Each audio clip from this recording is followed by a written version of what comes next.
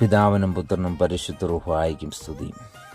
കരുണയുള്ള കർത്താവ് സങ്കീർത്തനങ്ങൾ 105 അതിൻ്റെ 1 വാക്യത്തിലൂടെ ഇന്ന് നമ്മളോട് 3 കാര്യം സംസാരിക്കുന്നുണ്ട്. അത് നമുക്ക് ഓരോരുത്തർക്കും നമ്മുടെ ജീവിതത്തിൽ പ്രാവർത്തികമാക്കണം. യഹോവയ്ക്ക് സ്തോത്രം ചെയ്യുവിൻ.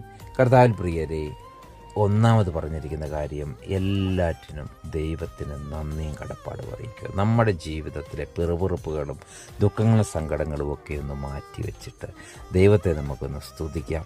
അതായത് ഓരോ കാര്യങ്ങൾ ദൈവം ചെയ്യുമ്പോൾ അതിനെ ഒന്ന് കണ്ണു തുറന്ന് കണ്ട് ആത്മാർത്ഥ ഹൃദയത്തോട് ദൈവത്തിന് നന്ദി പറഞ്ഞു നോക്കുകയും.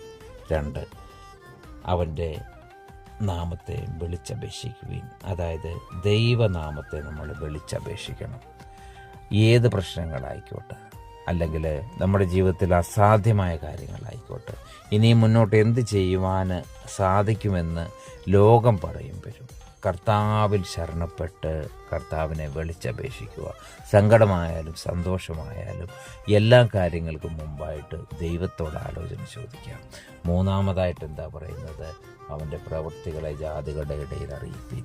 കർത്താവായ യേശു ക്രിസ്തുവിനോട് തന്ന പരിശുദ്ധാത്മാവ് നമ്മുടെ ഉള്ളിൽ വരുമ്പോൾ നമ്മളെല്ലായിടത്തും ദൈവത്തിൻ്റെ കർത്താവായ യേശു ക്രിസ്തുവിൻ്റെ സാക്ഷികളായിട്ട് ജീവിക്കണമെന്നാണ് കർത്താവ് നമ്മളോട് പറയുന്നത്.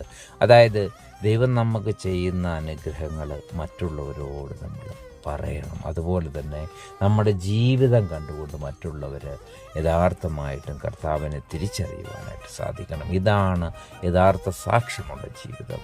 ഇങ്ങനെ കർത്താവ് പറഞ്ഞ വചനങ്ങളെ പ്രമാണിക്കുവാൻ ദൈവം നമുക്ക് ഓരോരുത്തർക്കും കൃപ തരട്ടെ. ആമേൻ.